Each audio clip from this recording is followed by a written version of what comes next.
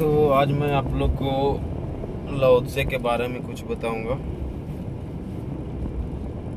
आप लोग में से बहुत लोग होंगे जो लाओ त्से को जानते भी नहीं होंगे। तो लाओ त्से जो है चाइना के रहने वाले थे। वो बचपन से ही बड़ा अजीब और गरीब विचार के व्यक्ति थे। तो उनसे किसी ने पूछा, आप इतने मौन क्यों हैं?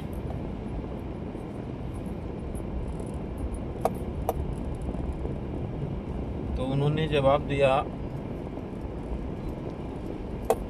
शांत चुपचाप मौन होकर के और बैठ गए हैं। तो काफ़ी देर के बाद उन्होंने पूछा, लोगों ने पूछा उनसे, आप कुछ बोलते क्यों नहीं, चुप क्यों हैं? तो लाओ त्से ने बहुत धीरे से बोला कि मैं बता ही तो रहा था, तुम सुने कहाँ और समझे कहाँ। तो उन्होंने बहुत बड़ी बात कह दी। आप लोग इसको समझे ना समझे, उनका कहने का मतलब था कि सवाल था धर्म क्या है। उन्होंने चुप्पी साध ली और मौन के माध्यम से उनको बताना चाह रहे थे कि मौन ही धर्म है। तो इसी तरह से उनसे कई तरह का क्वेश्चन किया करता था लोग, और उसका बड़ा विपरीत और बड़ा अजीब और गरीब जवाब दिया करते थे वो। किसी ने पूछा उनसे, सुख क्या है? उन्होंने बताया, पहले तुम बताओ दुख क्या है। तो इसी तरह से उनके बारे में मैं तो चाहूँगा आप लोग सब लोग पढ़ो अच्छे लोग को, ना कि धीरेन्द्र शास्त्री और ये प्रेमानंद और ये फलना ढिमका। तो अच्छे लोग को पढ़िए, अच्छे लोग को सुनिए,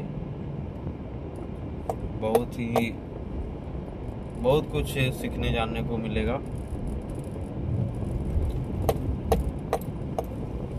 उनसे किसी ने पूछा धर्म क्या है, वो मौन हो गए और चुपचाप बैठ गए। फिर उनसे लोगों ने पूछा, आप हर बात को मौन में ही जवाब क्यों देते हैं?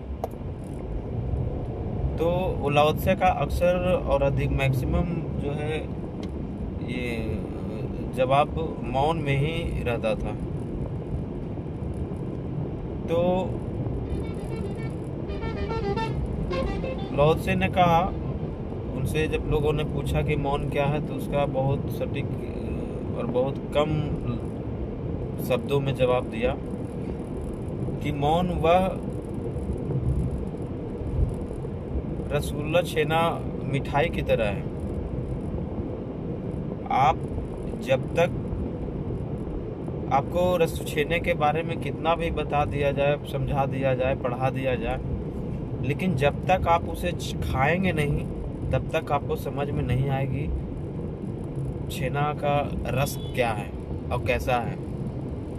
तो उसी प्रकार उनका भी कहने का मतलब है, जब तक तुम मौन होगे नहीं, तब तक तुम कैसे समझ पाओगे मौन ही सब कुछ है।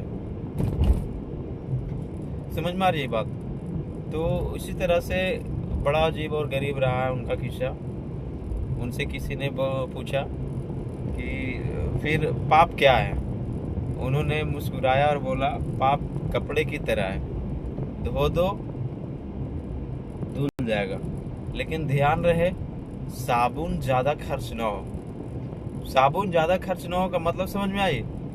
मतलब आप कपड़ा का धोने का आवश्यकता तभी पड़ेगी ना जब ज़्यादा गंदा होगा,